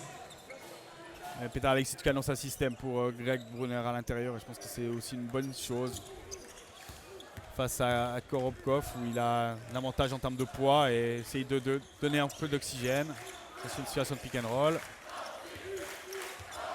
C'est une situation de la contrat parce qu'il y a eu changement sur l'écran. Il va jouer un contrat, Dusan Mladjan, utiliser sa vitesse. Allez, est-ce que ça rentre? Et pas cette fois. Le rebond une nouvelle fois pour la Russie. Bonne la faute de de Jonathan Kazadi. Kazadi, même si c'est sa quatrième, c'est une bonne faute. Ça arrête la contre-attaque, il s'est sacrifié aussi pour ça. Suisse, Jonathan Kazadi. Ouais, une faute de rejoindre le bon prématurément, le Fribourgeois. Et ça démontre aussi son intelligence puis son intégrité par rapport à l'équipe parce qu'il accepte cet état de fait parce qu'il sait que c'est important pour l'équipe. Et il sait qu'il va aller se rasseoir d'ailleurs, bien savoir Ouais. pris place sur le banc à cause de ça, mais très juste faute de Couture. Savoie et Kazadi qui sont passés par l'académie des jeunes du côté de Fribourg. Savoie est parti en Espagne, dans des ligues inférieures en Espagne, relativement jeune aussi, est revenu par Union-le-Châtel, a fait très bonne saison à Union-le-Châtel. Et parfois, il faut savoir quitter son club entre guillemets de toujours pour grandir et c'est ce qui est en train de se passer. À nouveau 10 secondes à la Russie pour essayer de trouver l'ouverture et cette fois c'est au-dessus du contre de Capella. 2 points pour Korobkov qui ramène la Russie à 12 longueurs. Ouais, la Suisse qui tient quand même, c'est pas facile pour les Russes, ils n'ont pas de panier facile, donc voilà, même s'ils reviennent un petit peu dans le match, 12 points c'est quand même pas mal, il ne faut pas faire la fine bouche, même s'il y en avait 18 il y a quelques minutes. 20 même le écart maximum en fin de troisième carton. La Suisse en a toujours 12 d'avance. Savoie. 8 secondes pour franchir le milieu du terrain. Brian Savoie. Savoie est parti en Espagne, dans des ligues inférieures en Espagne, relativement jeune aussi, est revenu par Union-le-Châtel, a fait très bonne saison à Union-le-Châtel. Et parfois, il faut savoir quitter son club entre guillemets de toujours pour grandir et c'est ce qui est en train de se passer. À nouveau 10 secondes à la Russie pour essayer de trouver l'ouverture et cette fois c'est au-dessus du contre de Capella. 2 points pour Korobkov qui ramène la Russie à 12 longueurs. Ouais, la Suisse qui tient quand même, c'est pas facile pour les Russes, ils n'ont pas de panier facile, donc voilà, même s'ils reviennent un petit peu dans le match, 12 points c'est quand même pas mal, il ne faut pas faire la fine bouche, même s'il y en avait 18 il y a quelques minutes. 20 même le écart maximum en fin de troisième carton. La Suisse en a toujours 12 d'avance. Savoie. 8 secondes pour franchir le milieu du terrain. Brian Savoie. Ouais, c'est bien ce qu'il fait. Bonne protection du ballon. Allez, beaucoup de sécurité chez Savoie. Et qui a pas de solution Pas de de passe solution. par contre. Il va regarder la balle, ça fait 18 secondes qu'il a la balle dans les mains. Et là aussi, c'était compliqué la passe parce Plutôt qu'avec chanceux d'avoir encore la balle parce qu'il n'y avait pas grand chose comme solution qui se dessinait. Mais enfin, ils ont gardé la balle pendant 20 secondes et ils ont encore la possibilité peut-être de prendre un tir. va falloir être rapide. 2 petites secondes pour prendre le shoot avant le buzzer. Alors, quelle va être l'option? Dusan Mladjan n'est pas là. Ah oui, Dusan Mladjan est là, pardon. Ouais, ballon directement dans les mains russes, celle de Pankratov. Ah, il faut faire une bonne défense. Il faut éviter que les Russes reviennent à 10 points. Ils ont une possession pour venir à 10 points. Ça fait one-off peut-être. Ouais, le shoot Non. complètement ouvert et c'est raté. Malheureusement, le ballon glisse Brunner, des mains ouais. de Greg Brunner. C'est dommage. Et toujours ces Russes qui hésitent parce que Kourbanov avait vraiment un boulevard devant lui pour ce tir ouvert. Greg Brunner qui fait signe à Petar Alexis de prendre un temps mort. Son assistant aussi lui fait signe de prendre un temps mort pour calmer les choses. Ouais, le public là, de Saint-Léonard a été un petit peu chauffé par le speaker. Donc Rachov qui a utilisé sa taille mais qui a eu peur de... Alors faute avant le shoot. Ouais, ce sera la 4e faute d'équipe de la Suisse. Numéro 15 suisse, Arnaud Couture. Un shoot ouvert là. Ça va bien finir par rentrer, Ouais, ça, effectivement. c'est gênant hein, par rapport à ce qu'on a dit avant parce que quand on prend un temps mort et qu'on prend 2 points, psychologiquement c'est compliqué. La Russie est à 10 points. Possession qui est importante maintenant pour la Suisse. Ouais, il faut rester marquer. calme, il faut rester lucide. Capella qui vient un peu soulager. Hein. Dusan Mladjan. Ballon sur Greg Brunner. Ouais, c'est une bonne attaque, de toute façon, c'est une très bonne attaque. Beaucoup de calme, Ouais. et Là, il faut donner la balle aux joueurs qui sont calmes et qui savent gérer ses possessions. et on parlait de l'arbitrage en première période. Là, heureusement, il siffle le même genre de faute que dans les premières minutes. Belle ligne de conduite de la part du trio arbitral. Oui, bon arbitrage, rien à dire. Ils ont eu le courage de siffler des choses. Là, c'est une faute qui est sévère, hein, mais ils ont eu le courage de la siffler parce qu'ils ont eu une ligne par rapport à tout le match. Allez, Mladjan. Mladjan qui souffre le chemin du panier. Ça ne rentre pas, c'est dommage. Les jambes sont un peu plus lourdes et le bras un petit peu plus court. Et il faut défendre, c'est pas grave, 4 minutes 30, 10 points, 8 points maintenant. Ouais, 8 points avec ce panier de Ça c'est Pankratov. un panier trop facile par contre. Et ils doivent amener des défenseurs sur le terrain. Et je pense que là il s'est énervé contre Marko Mladjan et je pense qu'il a raison et à mon avis il va le changer assez rapidement. Ça donnera de lancer franc gratuit quand même. Et d'ailleurs, faute. Pratiquement durant tout le match, Aleksic a aussi Marko Mladjan dans le viseur parce qu'il ne respecte pas forcément toutes les consignes. Il est tellement talentueux ce Marko Mladjan et comme son frère d'ailleurs. Mais il peut être un peu pénible parfois parce qu'il se repose sur Son ça talent. et il oublie de défendre. C'est un joueur qui peut aller beaucoup plus loin que ce qu'on pense et qui peut jouer dans des équipes européennes. Hein. Un joueur de 2,6 m qui a les mains en or qu'il a. Elles sont un tout petit peu moins dorées que celles de son frère, mais elles sont pas mal. Mais il fait 15 cm de plus et puis il a besoin pour ça de devenir plus dur et d'apprendre à défendre. 1 sur 2 au lancer franc pour Brian Savoie. 9 points d'avance pour la Suisse. Un peu plus de 4 minutes à jouer dans ce premier match qualificatif pour le championnat d'Europe 2015. Les Russes qui ne s'affolent pas quand même hein, parce que Et la faute. il y aura 2 lancers francs. Et on va aller avoir un match qui va être un peu débridé sur ces 4 dernières minutes. Ouais, et de ce point de vue-là, des avantages d'avoir déjà passablement de fautes d'équipe pour l'équipe de Suisse dans ce carton. Chaque fois, ce sera 2 lancers francs. Pour la Suisse, il faudra encore patienter. Ouais, je pense que Petar Alexis doit remettre Arnaud Couture à la place de Marko Mladjan qui a coûté 2 points et puis en tout cas 2 lancers francs et dont un lancer franc marqué pour l'instant. Et la Russie revient. 7 7 points effectivement. Ah, ça va nous promettre une fin de match qui va sentir le soufre. Et ça fait un bon petit moment là que les Suisses n'ont pas eu de panier facile. Pratiquement aucun dans ce 4e quart-temps.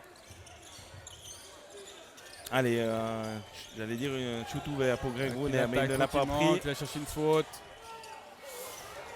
Et le rebond de Greg Brunner, il faut ressortir le ballon et le récupérer. Voilà, Mladjan tranquille, Savoie. Et rebond offensif très important de Greg Brunner parce Et on que va c'était compliqué hein, la situation. rejouer les 24 secondes, si possible. Capella, Mladjan. Avec son frère Dusan Mladjan, l'artificier de cette équipe. Ouais, très loin encore une fois. Et c'était un pari risqué. Il faut défendre, hein, 68. De lancer franc. Ça permettra à la Russie de revenir peut-être à 5 points. Elle a réussi intelligemment. Hein. Elle Elle a va quasiment jouer chaque panier en 8 secondes maintenant pour L'équipe- profiter de ces 2 lancers francs. L'équipe suisse qui est fatiguée, hein. On voit les joueurs qui ont les mains sur les genoux. Et voilà Arnaud Couture qui va rentrer, mais qui va rentrer pour Greg Brunner qui n'en peut plus, qui va se reposer probablement 30-40 secondes. pour amener un petit peu défensivement quelque chose. Mais il y a beaucoup de choses qui vont reposer sur les épaules de Dusan Mladjan et de Brian Savoie en attaque. Ouais. Kazadi lui aussi est sur le banc avec ses 4 fautes.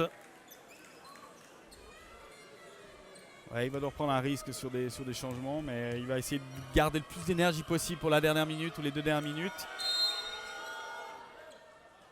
Ça retirera. Non, balle, ce sera balle au. Ouais, parce que c'est le 23 russe qui est rentré le premier dans la raquette. Antonov. 6 points d'avance.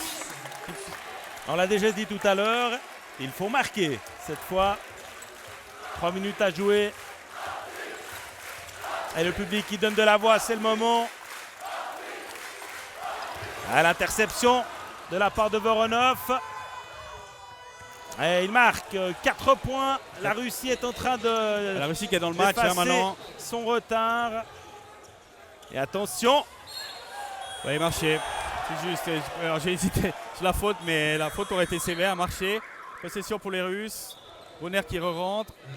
Mais là, c'est pas Marko Mladjan qui est le responsable. Non, c'est pas Marko Mladjan. C'est la première passe à Dusan Mladjan qui était mauvaise. Parce que Dusan était très embêté sur la passe qu'on lui a faite dans le coin.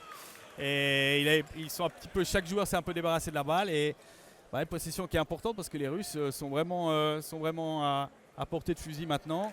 C'est 2 possessions. Ils en ont déjà eu dans les mains. Et la Suisse était à 66-46. Elle n'a marqué que 2 points dans ce 4e carton.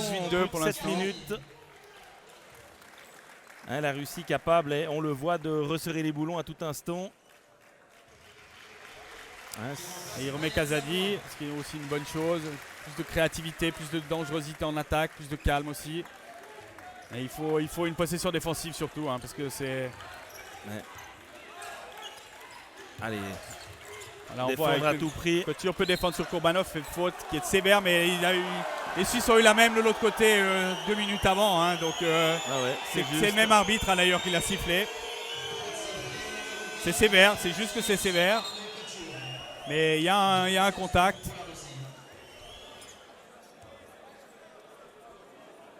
Bon, ça va faire -2 ou -3. Ouais, ça va jouer un match qui va se jouer sur les dernières possessions. Ouais, on a un petit peu moins le sourire que tout à l'heure. Les lancers francs qui ne rentrent pas pour les Russes. Ils sont à 1 sur 3 là, sur les 3 derniers lancers francs. Il va falloir que Dusan Mladjan nous en rentrant à 3 points dans ces 2 sur 4 pour les Russes sur les 4 derniers lancers francs. 3 points d'écart. Dernière seconde. Et Dusan Mladjan a ça dans les mains. Donc maintenant il faut une bonne attaque où il y ait du mouvement, où il y ait de la circulation et une bonne faute aussi. Donc faute offensive à siffler Dusan Mladjan.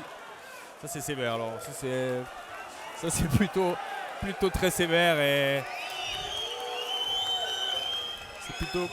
Il y avait quand même une bonne obstruction de la part de Pankrashov. Les 2 sont poussés, on va dire, mais franchement, dans le bénéfice du doute, c'est une action qui ne sert à rien, donc qui n'a pas amené un panier. Donc défense de zone des Suisses.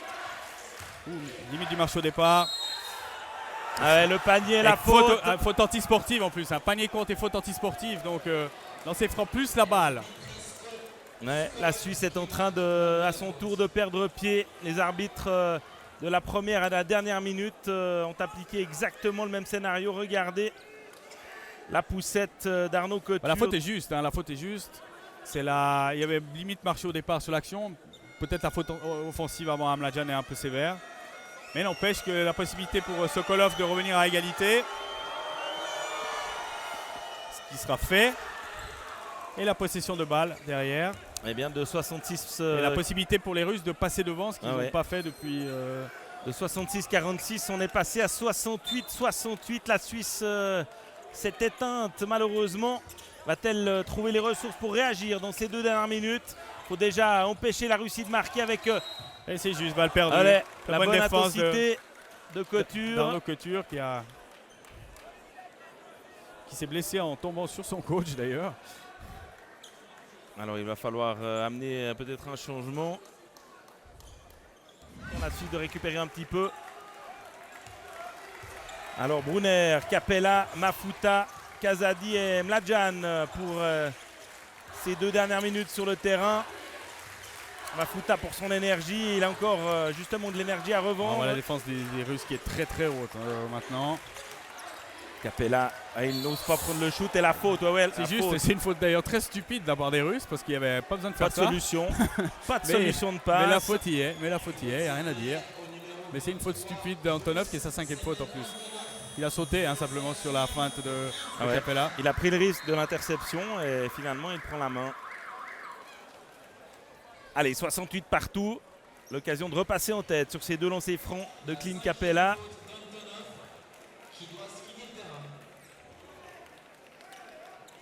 Semen Antonov est donc le premier joueur exclu pour 5 fautes.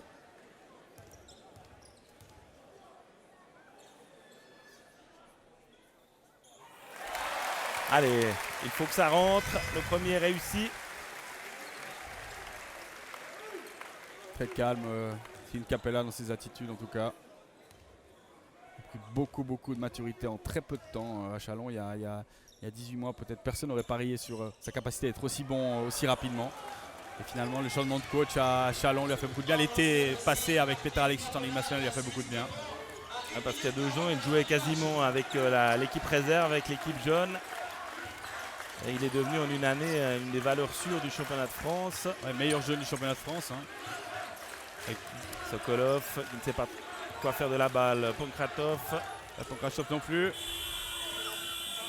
Et le ballon va revenir en main suisse. Et la Suisse qui s'est bien réveillée sur les deux dernières possessions défensives avec l'interception de Couture et puis cette très bonne défense des Suisses là. Et une possession importante pour passer à 3 points d'avance. 69-68, 1 minute 22 à jouer. À la limite de la balle perdue. Kazadi qui va chercher la balle beaucoup trop près de la ligne de fond. C'est l'endroit le plus dangereux pour la remise en jeu. C'est un peu mieux. Allez, 20 secondes encore pour trouver le chemin du filet, pour prendre 3 ou 4 points d'avance. Attention à l'interception, Capella avec Kazadi. Il est capable de prendre les shoots extérieurs également. Jonathan Kazadi, Mladjan ressort, Brunner. Il reste 5 secondes pour prendre le shoot. Mladjan en pénétration. Ah, pas de réussite pour Dusan Mladjan dans ce 4e quart-temps. Attention à la contre-attaque.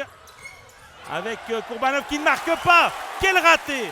Quel raté là! Belle défense de Kazadi et Kourbanov fait complètement. Et panier important parce que 46 secondes de jeu. Le public est debout. La possession est suisse. 1 point d'avance dans cette fin de match. Dusan Mladjan face à Pankratov. Avec Brunner. Brunner à 3 points. C'est dedans! Greg Brunner à 3 points pour peut-être la victoire de l'équipe de Suisse. Ouais, et le temps mort. Plus qu'une possession d'avance pour les Suisses avec ce shoot à 3 points de Brunner. 2 possessions d'écart. Et Mafuta a bloqué sur cette remise en jeu. Kourbanov avec Sokolov qui va prendre le shoot. Pankratov, le gaucher. Et c'est dedans. Et c'est dedans. Ils vont faire faute. 1 point d'avance. Dernière possession pour l'équipe de Suisse. Il ne faut pas perdre ce ballon. Alors les Russes qui sont complètement perdus parce qu'ils font une faute qui est très tardive. On ne sait pas pourquoi. Ils auraient pu la faire il y a 5 ou 6 secondes, effectivement. 13 secondes et 6 dixièmes à jouer. Greg Brunner qui aura 2 lancers francs. Ouais. Allez, il faut bien qu'il s'essuie les mains. Il faut au moins en mettre 1 sur 2 pour forcer les Russes à aller chercher la prolongation. 2 sur 2, ça les forcerait à tirer à 3 points. Donc ça donne la possibilité aux Suisses de faire faute et d'empêcher un shoot à 3 points. Mais moins que 0 sur 2, ce serait gênant. Mais 2 sur 2 serait parfait. On va croiser les doigts. La moitié le premier est dedans. 73-71. Regardez Petar Alexis qui dit tout de suite, il faut faire la faute immédiatement sur le rebond.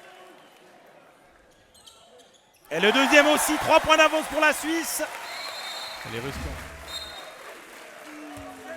Allez, c'est maintenant ou jamais pour l'équipe de Suisse. Et la faute de Greg Brunner. Voilà, 2 lancers francs.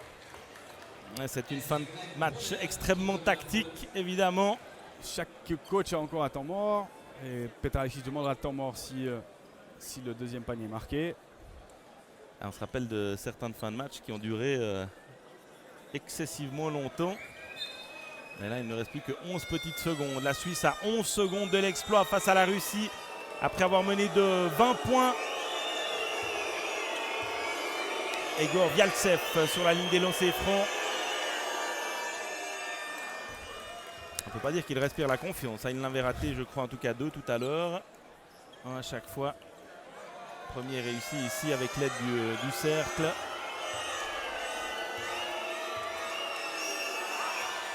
Et 74-73. Un temps mort demandé par Alexis. Ce sera de nouveau remise en jeu dans la zone d'attaque suisse. Allez, les passionnés de moto doivent encore patienter un petit peu. Il y aura faute automatique des Russes. Fin de match est sous pression ici à Saint-Léonard. L'objectif pour Petar Alexis de donner la balle à son meilleur tireur de lancer franc, probablement Dusan Mladjan. Kazadi avec Mladjan. Mladjan qui et la faute. Touche la balle, c'était prévu. De Voronov. C'est à lui qu'incombera la tâche d'aller marquer ses 2 lancers francs pour forcer les Russes à chercher un shoot à 3 points et permettre à la Suisse de refaire faute de l'autre côté. Il y aura temps mort du coach russe, certainement. De jamais les laisser passer, d'avoir deux possessions défensives notamment très très bonnes à la suite. Mladjan qui fait la moitié de son contrat. Et j'ai envie de dire aussi que tous les changements opérés par Aleksic ont été souvent au bon moment dans cette partie. Oui, alors il est associé évidemment à ce match fantastique. Il a fait un très très bon coaching.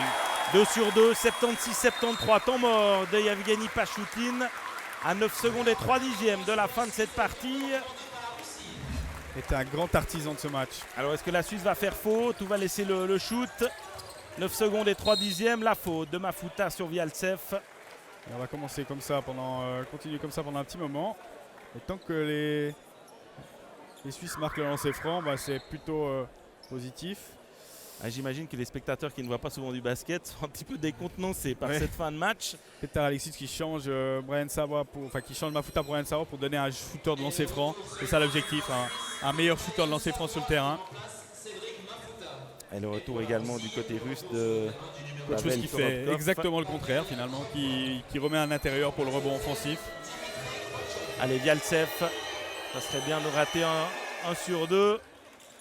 Finalement, au bout du compte, ça ne change pas grand-chose avec ce il faut score. Il faut que les Suisses marquent de l'autre côté parce qu'il y aura faute automatique. Alors il n'y aura plus de temps mort, donc ça veut dire qu'après la remise en jeu des Russes, ce sera la ligne de fond. Donc vous diminuez le temps pour aller marquer. Alors remise en jeu suisse, 1 point d'avance pour les hommes de Petar Aleksic. Et la faute sur Greg Brunner. Et là les Russes auront 6 secondes pour attaquer avec 1, 2 ou 3 points de retard. On verra, mais ils partiront depuis leur ligne de fond, donc c'est beaucoup plus compliqué qu'une remise en jeu dans le camp d'attaque. Ouais, Greg Brunner, peut-être le match winner dans cette seconde période. Dusan Mladjan avait été étincelant à 3 points, avec 15 points au cours des 20 premières minutes. Brunner a redonné 4 points d'avance à la Suisse, et il a ici 2 lancers francs pour peut-être faire la décision. Le premier est marqué. S'il rate, il sera obligé de défendre, mais s'il marque, ils pourront faire faute. Et ça deviendra de plus en plus dur pour les Russes. Et le deuxième également. 3 points d'avance pour la Suisse. Voilà. Alexis qui fait rentrer Mafuta pour défendre. Allez, 78-75. Les Russes qui doivent traverser tout le terrain. Qui vont forcer une faute. Pas faire la faute tout de suite quand même. C'était bien. C'était dangereux ce qu'ils ont fait, parce qu'ils auraient pu laisser passer Kourbanov au milieu. Ça devient de plus en plus dur pour les Russes, parce que 4 secondes, il faut marquer les lancers francs et puis ils vont peut-être prendre le pari d'en rater un de lancer franc et d'aller faire un rebond offensif. Ouais, effectivement, c'est pas le cas vu les joueurs qu'il y a sur le terrain. Ils auraient rentré Sokolov et on va dire que si la Suisse continue de marquer ces 2 lancers francs, elle va s'imposer. Kourbanov marque le premier, 78-76, 4 secondes, 1 dixième. Fin de match irrespirable ici à Saint-Léonard. 2 sur 2 pour Kourbanov. Capella à la remise en jeu. Non, Kazadi plutôt. Il faut évidemment pas perdre la balle. Ouais, le chrono a bien tourné, 1 seconde et demie. On va certainement rajouter une petite seconde. Alors évidemment, c'est pas très beau. C'est pas très beau, mais ça fait partie des règles du basket.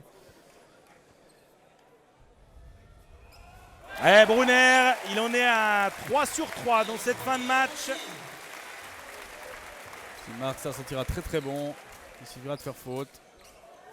Et le 4e raté, j'ai l'impression qu'il l'a fait exprès. Et le ballon est suisse. Le ballon est suisse, c'est gagné. C'est certainement gagné pour la Suisse. J'ai quand même l'impression qu'il l'a fait exprès, pas vous? Je sais pas, mais la balle elle est pour la Suisse, c'est certain. 79-77, 7 dixièmes. La Suisse va s'imposer et créer la surprise, un énorme exploit aujourd'hui. Victoire face à la Russie. Il va donner dans ses francs Oui, parce que pour le goal c'est average. important aussi pour le goal average. C'est important. Non, ils vont dire que c'est fini. Et non, c'est terminé. Et la Suisse écrit l'une des plus belles pages de son histoire en battant la Russie 79-77. Quel exploit, Sébastien Reduit. C'est un exploit extraordinaire hein, parce que on ne l'attendait pas à ce niveau-là et la Suisse a fait. Imaginez que la Suisse a mené de 20 points dans ce match-là. Alors 2 points c'est déjà un exploit, mais elle a mené quasiment 40 minutes et c'est absolument extraordinaire ce qu'elle a fait aujourd'hui. Merci Sébastien, on n'a pas beaucoup de temps, on va partir du côté d'Indianapolis pour la moto, retrouver Mathieu Jutten. Je vous rappelle, le prochain match de l'équipe de Suisse, c'est dans une semaine. Ce sera en Italie avec une victoire en poche, c'est de très bon augure. Restez sur RTS2. Et puis Giancarlo Sergi, le président de la fédération tout à l'heure, dans le Sport Dimanche. C'était Jean-Marc Rossier et Sébastien Reduit. Bravo, bravo à cette équipe de Suisse.